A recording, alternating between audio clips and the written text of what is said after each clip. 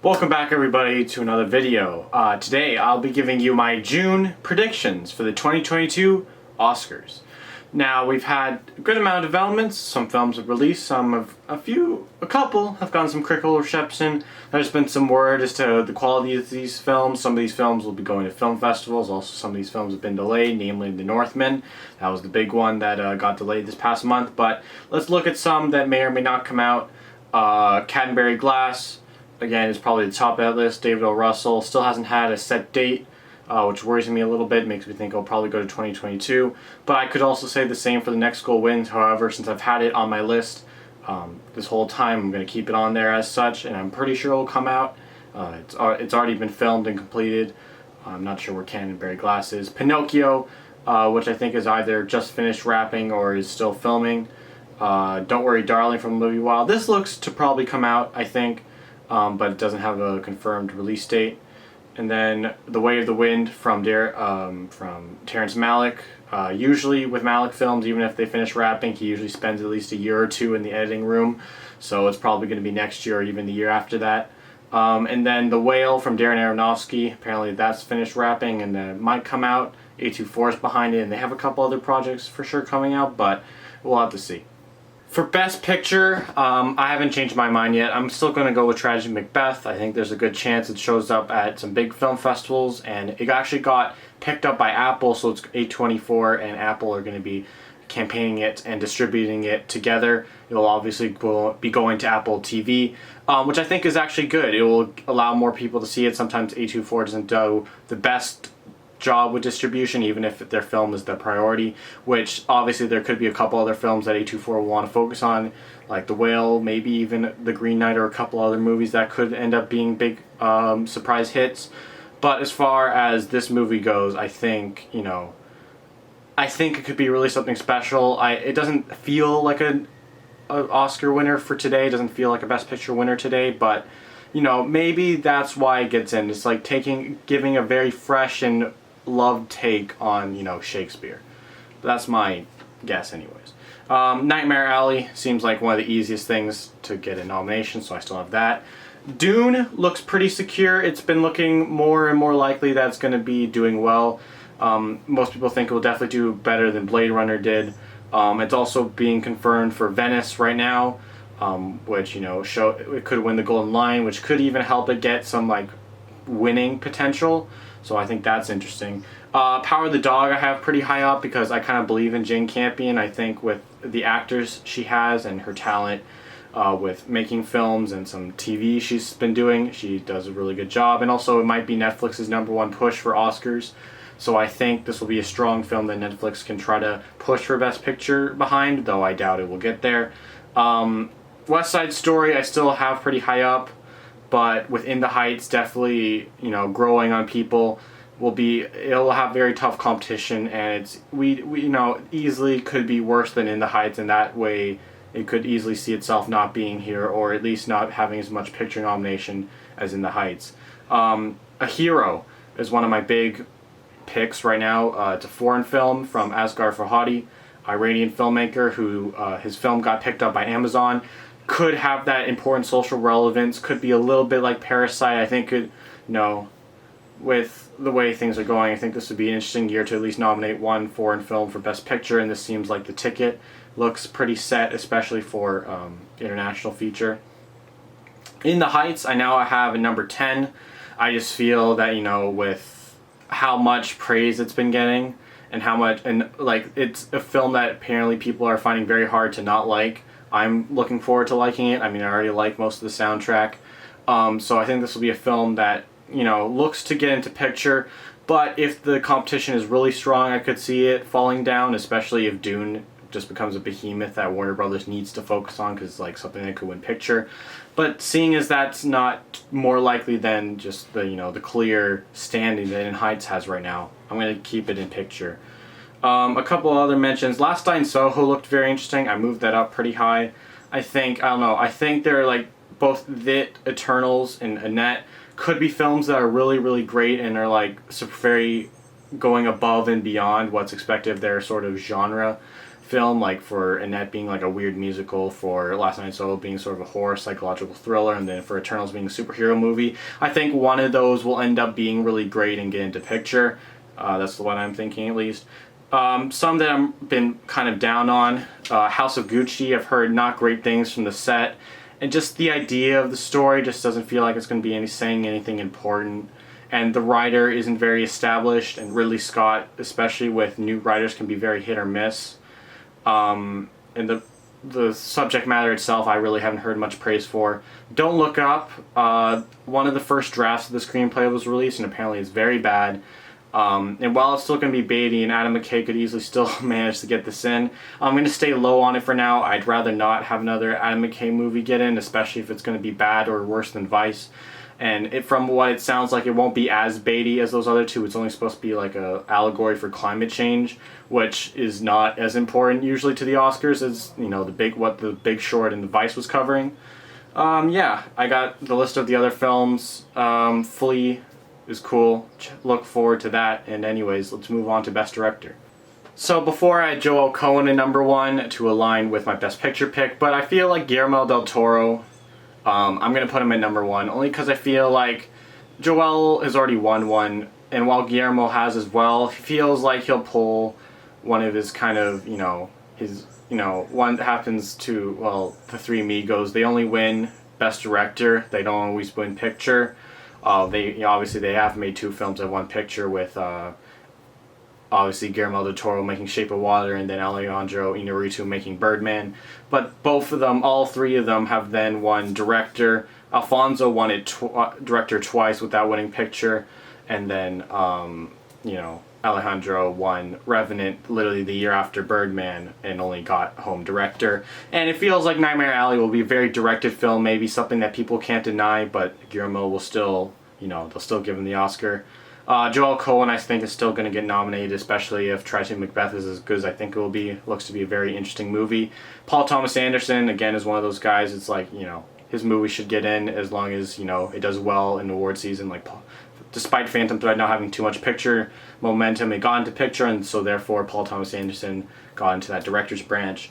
Denis Villeneuve feels like, he even got like a BAFTA nomination for Blade Runner. So I feel like for something like this, especially if it has a lot more picture nomination than Blade Runner did, he should be there. Asghar Farhadi is somebody I'm pretty close to putting into the list, but I have Jane Campion over him for now. Because I think both films will be good. Obviously, it depends on the quality of these films, of course. But at the moment, foreign films, having a foreign director in the Best Director lineup has been something that has happened a good amount of times in the past few years, but it doesn't always happen. But I feel like if A Hero does as well as I think it does, it will probably get in. But I could also see Jane Campion taking out one of the other people I have above them. But this also just looks like a stacked category. Wes Anderson after that. I'm very much lower on Ridley Scott. I feel like even if one of his movies ends up getting into Picture, that he still won't get that director nomination, almost no way. And I feel like at this point, none of his movies might get into Best Picture, so I'm pretty low on him. But I do think, again, if like something like Eternals or Last Night in Soho or Annette can get in, they're probably going to have to bring the director. Eternals the least so, but it's also Chloe Zhao, and she's starting to build that rapport. Obviously, her Oscar win helps with that a lot. And yeah, I don't know. There's nothing else I really want to highlight, but I'm very much looking forward to Last Night in Soho, and I think Edgar Wright could do something special. That's the thing that comes to mind. Let's move on to Best Actor. So I've heard I got responses from my last video from some people, and they said my Best Actor category was definitely where I was doing the most out of the box picks. I'm gonna stick with them for now until I have reason to change them. I did change them a little bit. I still don't have Bradley Cooper nominated, even though it's a person almost everyone thinks will get nominated. And it makes a lot of sense. I am growing on the idea. Like, I have him a little higher than I did last time, because I'm like, well, yeah, if Nightmare Alley does well, if Guillermo wins director, Bradley being the clear lead of that movie will surely be dragged along, even though I do think Guillermo might, especially with having a female co-writer, might try to take this movie from a more feminist angle, because I can't imagine, from what I've heard of the story, it's the most feminist forward film. I'm sure they're going to want to update that a bit, meaning that Bradley's role might be a little lesser than it was in the original. But obviously, if the movie does well, he'll probably be there. But I'm gonna think for now that Joaquin Phoenix will still do very well in Come On, Come On. Unfortunately, we haven't heard too much about that movie. It is a potential Cannes release. We'll find out very soon. But it's such a baity role. Him playing a bipolar man and coming off his Joker win feels like, it's an easy second, good nomination follow-up. Adam Driver, with the amount of projects he's doing, it just feels like he's got to get nominated for one of them. He could win Best Actor at Cannes for Annette. And I think there's even a chance, even if both the Ridley Scott movies kind of flop, that he could give a really great performance in one of them and end up being in this category. Jason Isaacs, I'm kind of higher on because I think I'm starting to believe in Mass a little more. I think it'll be, it might be, like, obviously there'll be other indies maybe challenging it, but based on what I've heard, this will be the indie of the year, and I feel like that would be the movie that they want to push into picture, even though people obviously thinking that, with the lack of blockbusters last year, they're going to want to bring more. But Mass feels like the indie they'd want to bring back, and Jason Isaacs might be a part of that. Denzel Washington obviously feels like such a lock for Tracy Macbeth. Michael Fassbender isn't as much for a lot of people I saw. But I really feel that if Next School Wins does very well, he'll be giving a great performance that's not only funny, but I think will be well done dramatically as well.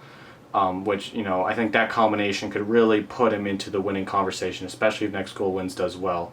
Hopefully it does, despite Armie Hammer being the movie. But I don't want Armie Hammer to ruin what could be a very good Taika Waititi movie. Anyways, let's move on to Best Actress. Not a lot of movement here. Ana de Armas is still my number one. I don't feel she'll probably win, most likely, unless she gives just an insane performance, which is possible, and I think other people think it's possible, which is why a lot of us have it at number one. But it also feels like such a easy pick for like a nomination at least. Same with Frances McDormand, obviously. Especially if she goes supporting, she could easily be in the winning conversation for that, and that'd be kind of crazy.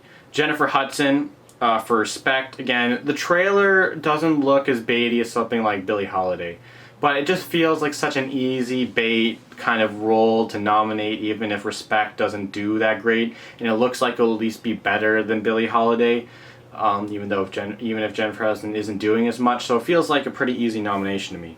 Lady Gaga, again, I'm a little more down on her, knowing that House of Gucci probably won't do as well. I could be wrong.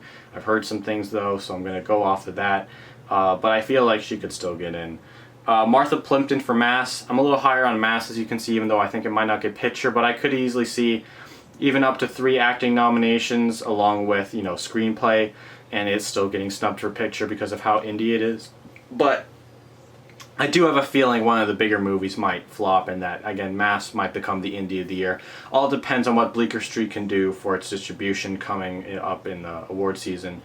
Kristen Stewart, I'm kind of low on, I'll be honest. I have her at 10. I just don't know.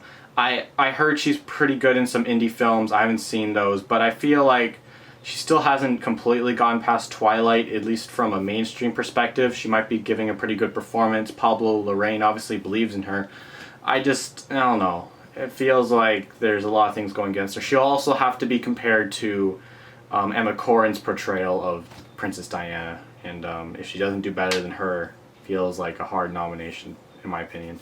Jessica Chastain is someone I'm pretty high on. I think she could give a really fun performance in the eyes of Tammy Faye, because it would be fun as in, kind of mocking sort of this character, but also giving her a drama edge. If she can balance those two very well, I think she'll be nominated. Olivia Colman is someone who I've been very high on. I think, she's a great actress. She brings a lot to every role she's been in. And, she's kind of becoming sort of the older Anya Taylor-Joy, in my opinion, even, because she's got, at least from an Oscars perspective, considering all the great Oscar projects she's been doing, this feels like the least likely by far. But her and The Lost Daughter I could see happening. And also, I think Amanda Seyfried in A Mouthful of Air is something that people are underrating a little bit, because it feels like, I've read the synopsis, it feels like kind of a baity role, and she's clearly going to be the true lead. There aren't a lot of other big people in that film to kind of take space away from her, so she could just be really great and get in. Alright, let's move on. I guess, in my mind, this is the other reason I'm a little bit down on Bradley Cooper, is that he's my number one for supporting actor now. I don't know. Adam Driver, House of Gucci feels a little up in the air, so Putting Adam Driver at potential number one here felt a little less viable, even though I still have him on the list because I feel like he'll be supporting in the movie, but I also put him up as a possibility for actor as well, beside his other two movies where he's supposed to be lead. Jesse Plemons feels like a very easy pick to me right now. He's gotten, a lot of momentum, ever since Breaking Bad. His career has only escalated to greater things, being the star of a Charlie Kaufman movie, being in a Martin Scorsese movie, being cast as the lead of a Martin Scorsese movie. Feels like a good time to give him a supporting actor nomination to go into his next big movie with Scorsese. Andrew Garfield is something I think is a little underrated because I think this is something that could, like playing Jim Baker, who's like the more iconic person, I believe, even though the documentary that the movie's based on was done through the eyes of Tammy Faye. But Jim Baker is more of the icon from what I understand, so I think he could be very good at playing that role, so over like a more messed up version of Mr. Rogers in a way, but then also putting him supporting. But also he could be like a pseudo lead is what I'm saying essentially. Adrian Brody feels like a pretty good pick for Blonde. I think if Blonde feels like an acting movie to me, and Adrian Brody feels like definitely the easiest pick besides Ana de Armas from that movie. He's really no one else I recognize, and apparently he's going to get a pretty big role kind of as both, having a relationship with Ana de Armas' character as well as a working one. So it'll be interesting to see how that's approached. A couple other noticeable picks. I put House of Gucci down, even though I have the weird feeling that Jared Leto will still get nominated because he got nominations for The Little Things, and even if he's bonkers in House of Gucci, the transformation and his like exaggerated acting, even if it's not very good, might still be enough to get him nominated. I think Benny Safdie is a person who's getting a little underrated because he's a very good actor. He's great in Good Time. He's done a couple other roles, and the fact that PTA casts him, PTA does actor movies, and Benny Safdie could potentially be a part of that. We don't know. I feel like he's more likely than Cooper Hoffman even because he might have a pretty big role. It's supposed to be more of an ensemble movie. He's part of that ensemble, and Cooper Hoffman, obviously is in the lead category, which is much harder most of the time. Yeah, alright, let's move on to supporting actress. For supporting actress right now, I don't know, I'm going with Toni Collette. She has apparently a pretty meaty role in the original, one that I would consider nomination worthy if she does a really good job with it today. And also feel Toni Collette, for one, definitely needs a nomination at least. She's been robbed the past few years. The last time she was nominated, I think the only time she was nominated was for The Sixth Sense. So it feels like this is a good time to give her another nomination at the very least, if not potentially compete for the win if she gives a really great performance. Ann Dowd in Mass apparently is just definitely winner worthy. However, again, Mass doesn't feel like it'll be too big, but again, I think it'll be the indie of the year, and I think that will 100%, almost 100% get her nominated at this point, but I don't know, I see the win being a little harder, Mass being maybe not as big as we hope. Ariana DeBose for West Side Story feels like, one of the easiest nominations West Side Story might get.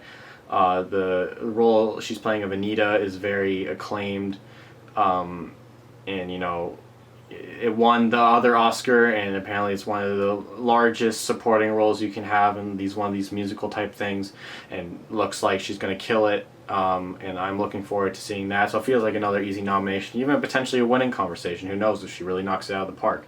Thomasin McKenzie is someone I think is very underrated. I have her in my nominations. I will have her for a while. I think Kirsten Dunst could end up going lead because I see Jesse being supporting, Benedict and Kirsten being lead, and then Thomasin also supporting. Because I think she might even be a role that wasn't originally in the book it's based on, which makes me think that Jane Campion has a specific plan for this character and also for having Thomasin McKenzie in the role. So I think that could happen. If Kirsten Dunst ends up being supporting, the only reason I have her lower than Thomasin is because I think Kirsten might be lead. But if Kirsten is supporting, I think she'll probably get nominated over Thomasin McKenzie, but we'll have to see. Rooney Mara also I have for Nightmare Alley, because at this point, based on the old movie, Cate Blanchett wouldn't get nominated. She'd probably get thrown in lead even with less screen time than the other two, just for campaigning sake, and she definitely wouldn't get nominated there because the role is not nearly big enough. But again, I do have a theory. It might be through more of a feminist lens, so that could easily increase either Rooney Mara or Cate Blanchett's character, even though I think Rooney Mara especially might have, apparently her character in the original doesn't give that much depth, so maybe Guillermo gave her more in the remake, who knows. Elizabeth Moss is someone I think is a little underrated. I easily see her getting a nomination if Next Goal Wins does well, but at the moment I do think there's other people who could easily take it instead of her. Jodie Comer looks strong in Last Duel. Kirsten Dunst again in Power of the Dog. All depends on if she's supporting her lead. Cate Blanchett again could honestly just get in if she's campaigning supporting, and the other like Rooney Mara's campaign and lead. Olga Merediz from In the Heights feels like the one big push for acting, but she doesn't have one song. I know a couple people really haven't noticed her that much in the movie, so I feel like that could happen to a lot of other people. I feel like In the Heights could even get like no other nominations except like picture. Maybe just picture potential. I think it's unlikely, but it's possible. I do think it could also get like song, maybe a couple techies, but even those, I feel like there's a lot of other more tech, more auteur tech movies. But we'll have to see. I think she still has a pretty good chance. That's why she's in the top 10. Original screenplay. I did take out Paul Schrader because he's been saying stupid shit on Twitter and Facebook. He's old. He uses fucking Facebook. I think that will hurt him a little bit. People, he's kind of he's clearly just being seen as a grumpy old man. He's a talented grumpy old man, but he still kind of is a grumpy old man. And the card counter, I don't know, it feels like it's getting a little less hype. If it ends up doing well at a festival or going to festivals, I could see more hype coming up. But after that Last Night in Soho trailer, I'm like, I feel like I'm higher on Edgar Wright's chances. It looks like a very interesting screenplay that might have some of the most depth from him, just kind of a story that not only covers the 60s or a past time in London, which, from Midnight, it's like a horror version of Midnight in Paris.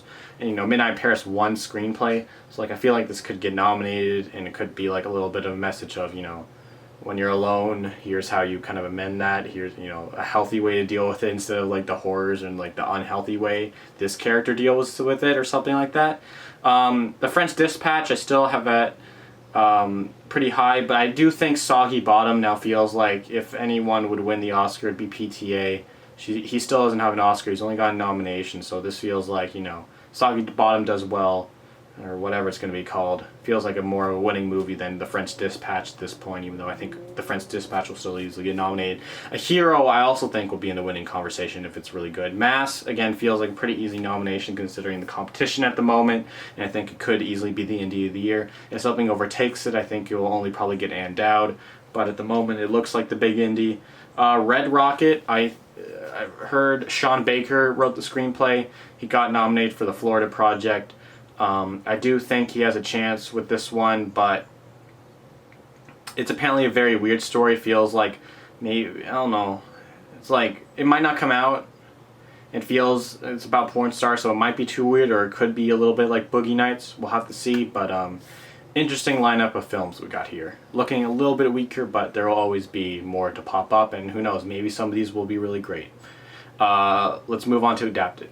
For adapted screenplay, being that I still have Tragedy Macbeth in picture, I'm going to have to at least give it screenplay, even though I'm not giving a director anymore in my pseudo Oscars. I think Joelle Cohen will give a very interesting adaptation. Frances McDormand has said that's a very interesting one from her perspective, so I think that most people will see it as such as well, and I think the Academy will agree, because, the Academy and Frances McDormand have been getting along lately. 4 Oscars now, 3 for lead actor. Nightmare Alley for Guillermo del Toro, again, being such a big picture player, it feels like an easy adapted screenplay nomination. The Power of the Dog from Jane Campion, she already has an Oscar for writing. Feels like an easy kind of, this is Netflix's big push and this is Netflix's best movie for award season, adapted screenplay will easily come with that. Next Goal Wins. Again, Taika's coming off of the screenplay nomination. This feels like enough of a, being it from if it was from Disney, it would probably have no chance, but it's from Searchlight, so it feels enough like an awards player. So I think this will probably be nominated. I also have Dune, for Denis Villeneuve's first time for writing, so I think the Academy, the Writers Guild might want to acknowledge Denis' work, because I'm pretty sure he has had a part in the altering the stories or some of the dialogue of his other movies, but obviously didn't do enough to get a screenplay credit. But he's getting one here, along with Eric Roth, who did A Star Is Born and Forrest Gump, so, he's pretty good at adapting stuff. And yeah, I don't know. House of Gucci I'm definitely lesser on. I think The Last Duel now is a better chance, being it's from Affleck and Damon, and also Holofcener, who did Can You Ever Forgive Me, which got nominated for Best Adapted Screenplay, even won the Writers Guild Association Award. So I feel like, if anything, the first Ridley Scott projects will get nominated. It'll be The Last Duel. And yeah, I don't know. West Side Story could still get nominated. Original score. I'm still going to predict 2 Desplat nominations, because it feels like a why not. My top 5, it literally hasn't changed. I still have Dune at number 1, because it feels like this might be one of Hans Zimmer's best scores, and if he can make it like almost a Star Wars sort of iconic-esque score, which could really help the movie overall, I think. Because everyone can engage with great music, even if they're like, what the fuck is going on the screen. Even though I think Dune was clearly going for a more mainstream appeal, and I think the score will reflect that a little bit. It won't be weird. Eternals, I could easily see getting nominated. Has the guy from Game of Thrones. It feels like, Marvel movies have done okay. It has a couple of score nominations. He also did Iron Man, which didn't get nominated, but Black Panther won, so if Eternals is anything close to an Oscar player, I feel like score could easily come along with that. Annette from the Sparks Brothers, they're getting a documentary out this year that will help put their name out there a little more with film people, and Annette could really have a great score. It's apparently all a musical, so that will really help the movie. Last Night in Soho from Stephen Price. I really like the music from the trailer, even though I'm not sure how much of that is original, because I know they have a cover of the song there, sung by Anya Taylor-Joy. But I think some of the music is original and sounded really good. And Stephen Price did Gravity. He won an Oscar for that. So he's known to get some Oscar nominations or wins at the time. So I feel like, this could be one of Last Night in Soho's nominations, and I'm hoping he gets a few tech ones at least. For animated, I'm still going with Encanto for number 1. It just feels like the most hyped project of the year. It feels like the one that has the most promise from Disney. Obviously, we know one is good, didn't blow anyone away. And Luca sounds like, well, it'll be good to okay. It's gotten some weaker reviews and from like screeners. Very little details, obviously, being the movie hasn't come out. But we will know how good the movie is by the end of next month. So I'm predicting it won't do too well, which is why I'm having it out at the moment. But if it does well, easily throw it in the top 5. Flea, I still have my top 5. Honestly, I might want to move it up a little bit, maybe over Vivo, because I could easily see Vivo knocking out Mitchell's vs. Machines, because, I don't know. Mitchell's does feel like something that could get snubbed, which is why I have it a little lower. Raya just feels like an easy nomination, unless Luke is good, because I feel like only 2 of the 3 Disney projects will get in. But Raya feels very steady and could even be the best of the 3, if not easily the second best. I doubt it's the worst, which is why I feel like it'll probably get in. And yeah, I don't know. Belle, from the director of Mirai, who got nominated a couple of years ago, that trailer looked very interesting. Maybe too interesting, because it might be too weird for the Academy, but, there has been an unspoken rule that often more than 2 non-CGI animated movies get in. Pinocchio could be one of them if it does get released. Right now we only have Flea, and even that feels like a little bit out of the box, something that could get axed. So who knows, maybe a couple of these non-CGI movies have a little bit better chance than I'm giving them credit for. Cinematography, well, I don't see them maybe giving it to a black and white movie 2 years in a row. They've made it kind of clear in the past couple of years that they like black and white a good amount. Roma, even Mank, which barely did any damage, real damage to the Oscars, but still got cinematography. If Tragedy Macbeth is as good as I think, especially from a cinematography standpoint, so I think Bruno Del Bono, despite having a little bit of a not, if Woman in the Window was a success, I'd be even more confident about this because that would put Bruno's name more in the conversation of, oh, great cinematography. Even though I think the cinematography is maybe the best part of The Woman in the Window, even though it's not a very good movie. Nightmare Alley feels like another easy nomination from the images alone. Dune, again, feels like such a big movie. Watching Arrival again, despite not being the most showy, it still looks very good. Still got nominated. The French Dispatch, again, Robert Yeoman looks like he's doing a lot. I mean, Wes Anderson always does. But again, if this is an Oscar thing, cinematography should be a part of that because, it's one of the more iconic and clear things that make a Wes Anderson movie is the cinematography. As well as, I'm putting in Last Night in Soho. The work from the trailer looks amazing. I think this is the DP who works with Park Chan-wook a lot. So maybe I don't know if he's working on his other film, Decision to Leave, which may or may not come out. But I feel like it's about time that the Academy acknowledges this man, and I think it'll be easier to do it, especially if Last Night in Soho is a tech player. I feel like this will be one of the techs it gets. Eternals looked pretty good, so I have that for cinematography, close to the top 10. Soggy Bottom will probably be higher once I get some images, but again, Phantom Thread didn't feel like, I don't know, it wasn't showy enough, and that's and I don't know. Obviously, the Academy isn't opposed to giving it to, a DP who's also a director, because they did that with Alfonso Cuarón, but I don't know if PTA is as showy as Alfonso Cuarón is, you know what I'm saying, but, I'm still looking forward to that cinematography and just all these in general, so let's move on. Dune, I think, is going to have a really important job editing-wise. It will probably dictate the whole movie, both from a pacing and length standpoint, because it'll probably be long, so the key will be keeping that pace well done, and I think, that will be something the Academy notices enough. I think Joe Walker does a pretty good job with his films. He's gotten nominations before.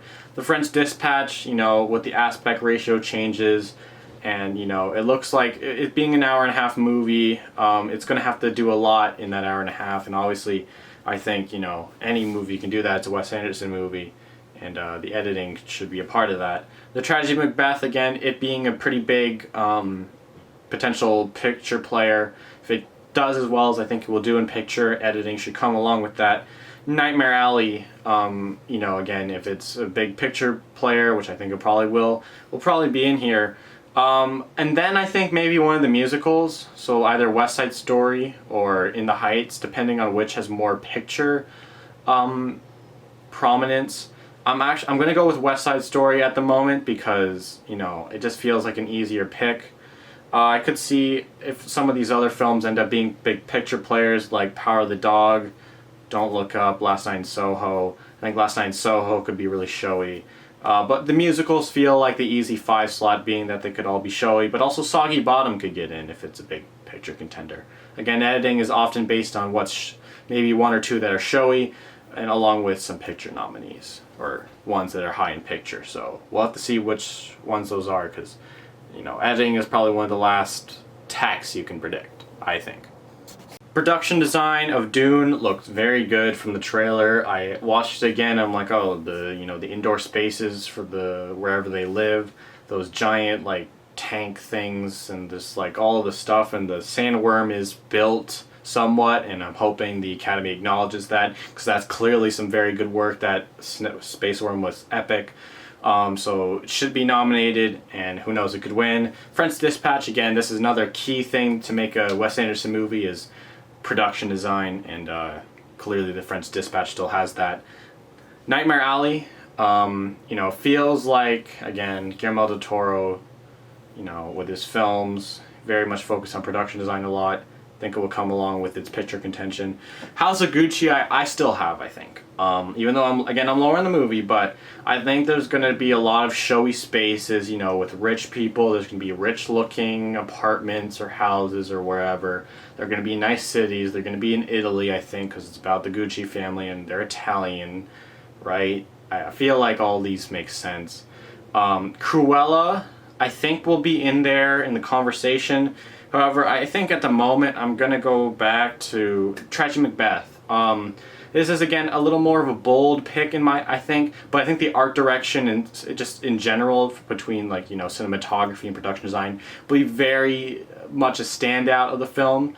And I think even though the black and white might dim the what you can do with production design, I think it will be apparently this shot on sound stage just to give it a specific look.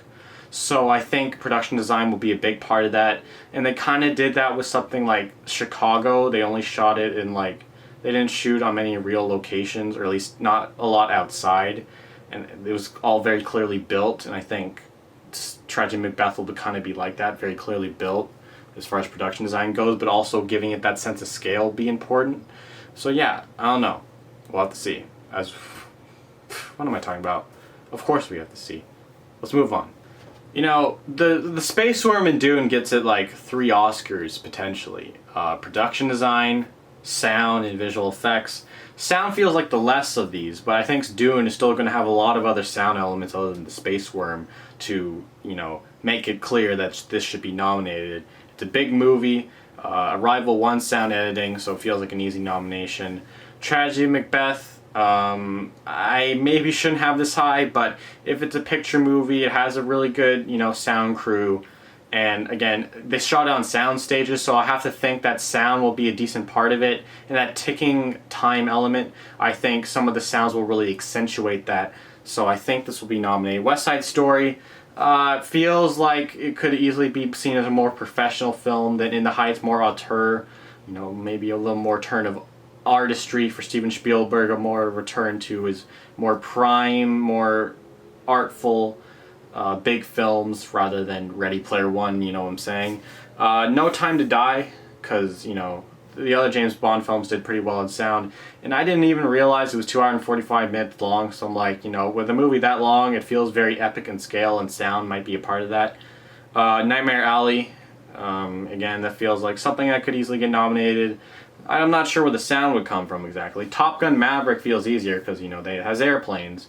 But I don't know. Eternals and A Quiet Place Part 2, which is getting pretty good reviews, so that helps its chances of getting, this would be the only Oscar nomination it gets. Maybe it'll get in. But it could not. Last Night in Soho, again, looks like we'll have a decent amount of sound elements into it. It being a horror movie, having people smashing against glass and stuff like that. But I don't know, look interesting, and yeah, I'm really looking forward to Last Night in Soho, guys. Let me tell you. For visual effects, considering Marvel has 4 movies out, if any year, because usually they don't get 2 movies nominated for visual effects. If any year that would happen, it feels like this year would be. Even though Eternals is definitely less on the VFX, being that most of it is practical, but some of it's not green screening locations. That dampens it a little bit, makes it less showy, but I think Shang-Chi will still have that, which is why I have it in. And it feels like the other movie that, should get a visual effects nomination has wolves, so, better than Twilight. The Green Knight looks like it has very interesting visual effects, like it has some giants and some all sorts of crazy shit. So if that movie does well, the visual effects might be a standout, something to nominate. Godzilla vs. Kong, it did very well this year. It has, big monkey, big dinosaur battling out, has big robot. Feels like Kong Skull Island got nominated, so I think they gave the gorilla enough emotion or emoting to be like, oh yeah, okay, good job, artists. Here's your nomination for making the monkey do sign language. Okay, that was I'm sorry, I don't know ASL. I'm sorry. Matrix 4, God knows what's happening with that movie. Probably will be delayed if I'm being honest, but the Suicide Squad, I had it higher up last time, but it's not that much of a visual effects movie, but also I'm kind of forgetting the shark. Sylvester Stallone is playing a shark, and he clearly wasn't, that was not a costume. It's visual effects, but I don't know how much other parts will have visual effects. DCU films are usually a little lesser on that, but we'll have to see. Costume is stacked, okay. There's so many movies that are about costumes. Cruella is an easy one. Got released. Decent, good reviews. Should probably and will probably get this nomination at least. could compete for the win. House of Gucci, again, I think this will be one that will easily still get nominated for, even if it's the complete flop. I think it'll still get nominated, and if it does well, I think it could easily win. The French Dispatch, again, is another big part of Wes Anderson movies, is the costumes. Tragedy of Macbeth, again, art direction standpoint, I think the costumes will be a big part of that. Mary Sorfa's got nominated for La La Land, and that has like 3 dresses, so I'm like, I mean, La La Land obviously was a big picture movie, but I think Tragedy of Macbeth could be as well, so why not? Dune feels like it has a lot of costumes, because of how many people it feels like there are. There's like, you know, apparently Stellan Skarsgård spent like most of his time on set in the makeup trailer, but maybe you could see that also as a costume. They sometimes intertwine a little bit, but there's a lot of robes, there's a lot of capes, there's different outfits is what I'm saying. It's not just robes. There's, you know, like Lady Ferguson has a lot of clear different, you know, outfits, which my theory is might represent her, like, you know, status in the society. I think that might also happen for, like, you know, using the costume to distinct the different groups of people on the planet. Kind of like how in Ran, the costumes of the 3 brothers distinguished them in their armies. So I feel like that might happen. But there's also stuff like Nightmare Alley, again, feels like a period piece type of thing that could get nominated. West Side Story also feels like another thing that could get nominated, kind of like La La Land. The Last Duel, again, it's medieval, so it should have costumes. Soggy Bottom, it's about the 70s, and it has some very clear costumes that are being, like, taken from real people, apparently. Last Night in Soho is about the dresses. Spencer has, it's about, you know, royalty, and royalty have fancy dresses. So, like, the Green Knight has night stuff, and some of that, you know, visual effects where it might be costumes, so there's just so much stuff that could get nominated. So I'm just putting the top 5 ones that feel easy to nominate. Again, makeup, this is again another one that House of Gucci will get, even if it's the bomb. I think it might be. Dune, again, Stellan Skarsgård, as I mentioned before, spent like a lot of time in the makeup trailer, so I think they'll also acknowledge it as a makeup thing. The Suicide Squad, I mean, the other Suicide Squad movie won this freaking award, so I'm like, should be happening. Cruella feels, this, actually, I think this will probably be nominated. There's enough, you know, makeup and stuff going on. It's got Emma Stone's got her face spray painted, she's got different looks, she's got wigs, you know, that kind of stuff will help play into it. You know, and this movie did well enough, I feel like Disney will push it a decent amount. Last Night in Soho, I think the hairstyles and stuff will be more part of the story, because it looks like Thomasin McKenzie is kind of morphing into Anya Taylor-Joy. Literally the only thing I can say that shows that is like she gets her hair dyed blonde, but it's maybe only because she like looks at her like past self, because I think she sort of transforms into Anya Taylor-Joy when she goes in the past and is like, oh, look at this blonde hair, it looks very cool, so I want blonde hair now. Yeah, I think that'll be part of it. Blonde, again, that transformation for Ana de Armas will be important. The Eyes of Tammy Faye, turning those celebrities into those evangelical preachers. The Green Knight, you know, those big trees, I guess. Tragedy Macbeth and Nightmare Alley, again, I don't know how showy they could be with this, but they could. It doesn't look too much from the photos we got from Nightmare Alley, but who knows. Those are my predictions. I will go ahead and end this off with original song. No Time to Die for Billie Eilish still feels like an easy frontrunner, even though considering how long the song's been out, feels like it will lose steam eventually. I'm prepared for that. Encanto, Lin-Manuel Miranda is apparently doing an original musical, so I feel like something will get nominated. Top Gun Maverick, Lady Gaga is doing a song for that, not for House of Gucci, because no. So that will probably be nominated. In the Heights, the song feels not the most showy, but I feel like it's going to get into picture and into musicals, like, and it's not bad by any means, so it's like, you throw that in there easily. Vivo, I still at number 5 because I think there'll be an interesting song there, but I don't know. I don't know if they can give Lin-Manuel Miranda 3 nominations in this fucking category. Feels like too many. They didn't even give that to La La Land. They gave it 2. Even though obviously these are different movies. Dear Evan Hansen, the trailer looked okay. Obviously people are making fun of Ben Platt, but the songs still look like they're gonna kill. And as long as there's an original song there that maybe works itself into the story, which would be nice, could get nominated. Don't Look Up, Ariana Grande might be doing something for that. Might be nominated. Annette, The Sparks Brothers, apparently it'll be all original music, so song could easily be a part of that, even though it's probably going to be mostly in French, and I don't think they're into that. West Side Story might have something, and Respect might have something. West Side Story feels like the easiest one, but we have no idea if there's even going to be an original song, let alone who's doing it, so kind of lower, but still in the top 10. As always, thank you guys so much for watching this video. I appreciate your guys' support a lot. I like doing these videos. I try to only do them once a month, even though obviously these are my most successful videos if you look on my page, but please check out my other videos. I work hard on them as well, even though I do admit I probably work on these the most because there's so many pictures I have to put up. Again, thank you guys so much for watching. I'll be doing a SAG ensemble / SAG review predictions thing upcoming probably next week. And yeah, those have been my June Oscar predictions. Am I too high on Next Goal Wins? Why am I copying the fucking Oscar?